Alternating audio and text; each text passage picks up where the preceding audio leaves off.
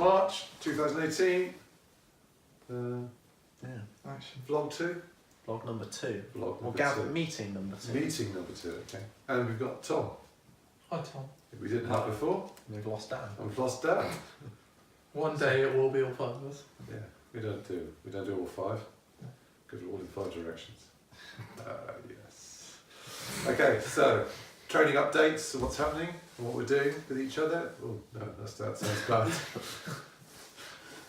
Okay, well, do you want to start? Okay, so I've been working away. So it's very cold. So I've been running to and from work, doing about 6 to 7 kilometres each way. So I've been trying to get in over 10 kilometres a day, which I'm sort of averaging out. And last week I got in over 70 kilometres, which is really good. Nothing too fantastic, but it just keeps the body stressed out a bit, and it's just getting mileage in, which is what it's all about. So, my training's not going quite as... my training plan's not as strict. So, I managed to did a 7k run with you the other day, Did well. and yeah, I didn't die You on didn't that. collapse. I didn't have to carry on. I could have, yeah, I could have done probably 10k before I would have started, or before I would have died. How long's a half marathon?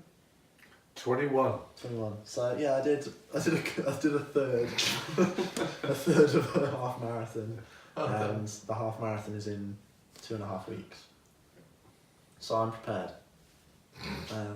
I mean, to be fair, as I've said before, you know, if you can do 10k, then you should be able to do the half marathon, because on the day, you know, it's all different. Because that's logic.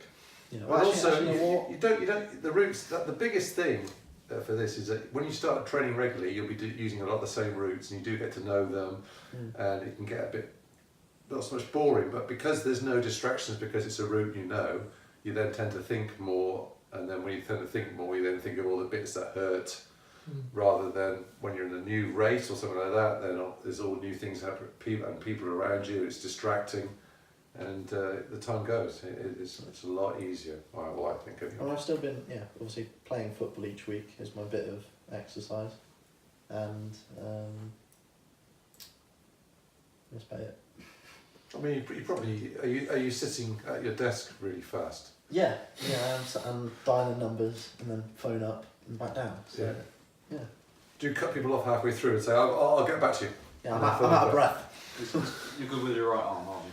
Yeah. It's often been said. But yeah, so training's slow, but for a half marathon I should be okay. And then obviously the full marathon in July is, I need to pull my finger out actually. But the difference is the weather. I mean, we've got spring's around the corner. Hopefully, I know it's all snowed out at the moment here, but you know, it's spring around the corner. The weather gets better. It's a lot easier to go out. Yeah, it's still light when I finish work then as well. So yeah. Well then, what have you done? Running CrossFit. That's what I'm good at. You're good. It's the only thing I'm good at CrossFit. No, that's not true. That's what I just tell myself to make myself feel better. So I've just been doing a couple of 7k runs, and then just CrossFit where I can. And I reckon I'm ready for. Yeah, I don't think I have a problem. I don't think I have a problem at all. Tom? I've registered. Hey, just. And I've got some trainers. Hey. Happy days. You're there. No, I mean, been out, did a little run just to get a feel of it. I felt really comfortable doing 5-6k, so need to just get that back on track now. Got rid of the man flu, and changed my diet quite considerably as well compared to the stuff that I was eating. So that's half the battle, I suppose. And feeling a lot fitter than what I was before. So I think come 19th, it should be a breeze. Easy.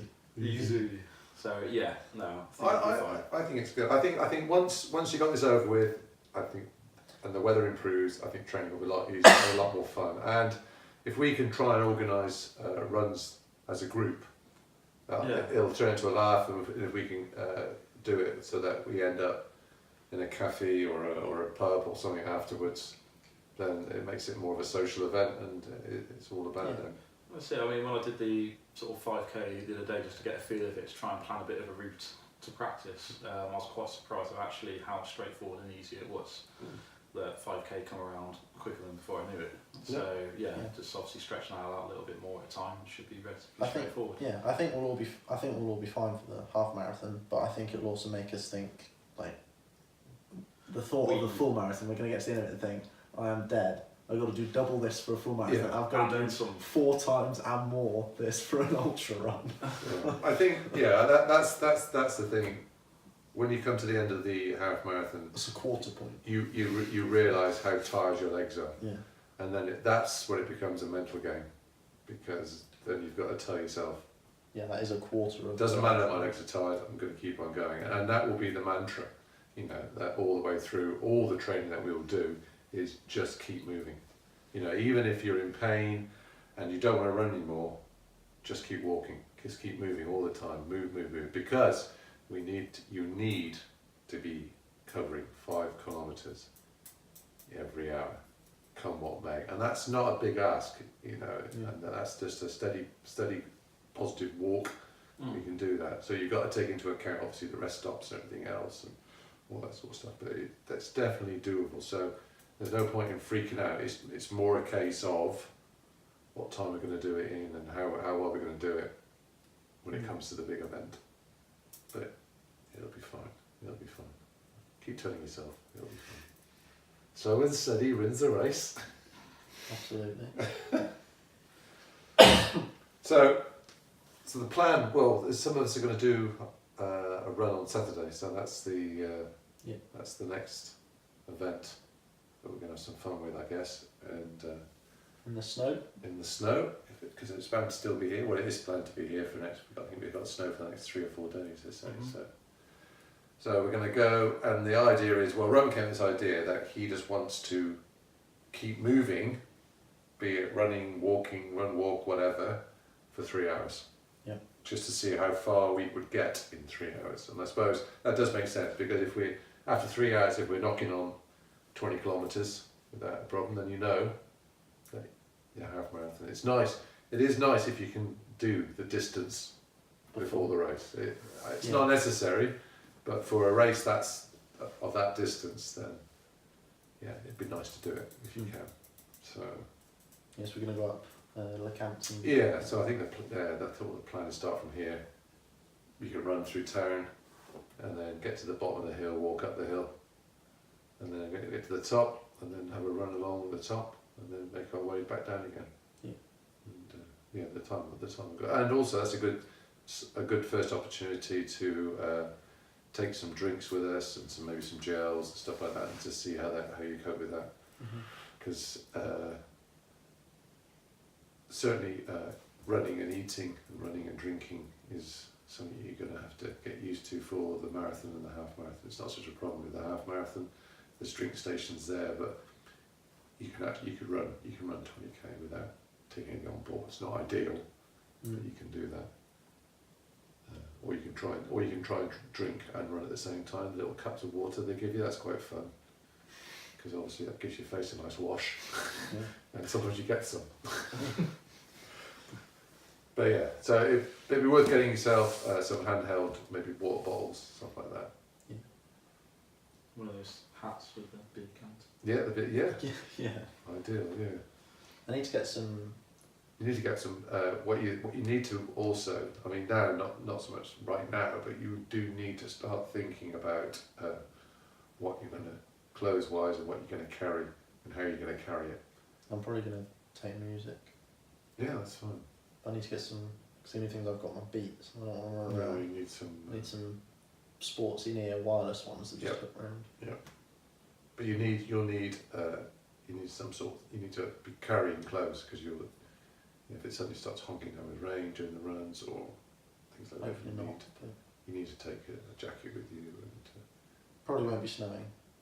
shouldn't be. It's August, so Yeah. I'm really hoping it's. But you do need to start thinking about what you're going to do. Yeah. You need to think about clothing you need to, as I said before, you need to get away from cotton for tops and stuff like that, because you'll just be carrying around all your sweat with you. Mm. So just more weight, and then you start getting your nipples bleeding and all the good stuff which we don't want. So Saturday run, and then Yeah. maybe a pub lunch afterwards would be a super idea. Yeah. So, and then obviously the start of the training. So I don't know quite what sort of training you've got in mind after a half marathon, but I would propose that you probably maybe start thinking about a proper practice or a proper system to follow. Yeah. So start pacing it around and start doing different types of runs and doing all that sort of stuff. There are always loads of them. I mean, I posted a few in like to you and stuff like that, but there is Yeah. loads of different ones on there. Just consistently doing it as well, isn't it? Yeah, you do. Yeah, I mean, yeah. To get faster, you need to. They say you just need to do more mileage, and that obviously builds up the strength, the stamina, and the mental side of it as well. But you do need to do chop and change it around a bit. So you need to do some longer runs and some short tempo stuff, and maybe just a little bit of sprint work now and then, just to break it up. Mm. Yep. I would suggest if we're going to do the big runs, we'll do, and we'll try and do some big ones nearer the time than we do as a group. So we do, let's say, we basically write off a Saturday, or even a whole weekend. So like this weekend, we're just doing. Because what would be really good nearer the time would be to do a half marathon on the Saturday, and then maybe try and do another half marathon on the Sunday. Yeah. Distance wise, because that's good, because then you've got tired, and then you've had the next day you've got to do it all again. And that's great for building up stamina. So yeah. And that's any other say on training I mean, going training, like you said, learning how to run and consume goodness, be it gel or food or yeah. drink. Well, drinking is easier, I suppose, but actually eating and not then throwing up And yeah, and coming out the other end as well, because not upset stomachs are common. Mm. That's why I do want to get used to what you're going to take, and then keep to that rather than change your mind on the race day and think, oh no, take a Mackey's with us. I think I will have a chili burger. Oh, hang on, it's all gone a bit wrong. Curry the night before. Yeah, that sort of thing. Just to ease the nerves. And shoes, you need to think about shoes as well, because if you, depending on what's happening, I mean, if it just happened to be wet and it's rained the whole week before the race and stuff like that, then ideally your lightweights, just lightweight running shoes would not be ideal for it. You need something with a bit of grip. So you will. Should you run it in spikes? People have done it before now, yeah. But is there road? But some don't allow it because it's tarmac Adam roads and stuff. Yeah. So it's not ideal, and some just don't allow it anyway. Don't allow spikes. The rules would be there to read. Yeah. But you may need to think about getting some proper trail shoes to with a bit of grip on. Yeah, it's ages away.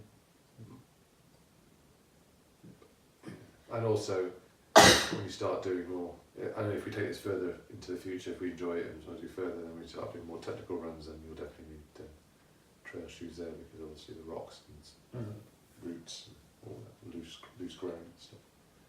I think that's the future. Okay. And then obviously we're going to do another garage challenge. So our new video is up for the last one, which is fantastic watching. Very amusing. Yeah, People starring in all different ways. from winks to falling flat on your ass. Same person, I think. Showing off. But yes, the next challenge we're going to do will be, so we did squat. The squat challenge was the first one. So max squat. 1 rep. 1 rep back max, squat. back Yeah. squat.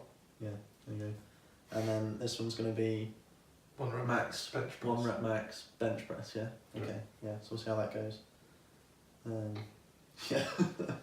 And I've got some I smaller think weights. so. I'm not as confident well. with this one at all. I've got some smaller weights, so we'll be able to subdivide down a bit better. So Oh, yeah, that's the another step- thing. Yeah, for the the step squats. ups won't be So the so squats we had to go up in tens every time. yeah, but now I've got some No, we smaller can go weights. up. We I've got can go some, up in as little as Oh, five. yeah, fives. we've got some Five fractional kilo. weights now. So.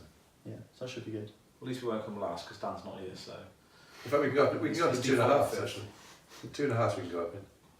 That's the best we can do. Yeah. So we should be. Should be okay. Actually, yeah, Dan's default last. Yeah, we've already so done we're it. not last, Yeah. so it's Yeah. fine. We'll come fourth at least. But yeah, That's it. Right. Peace.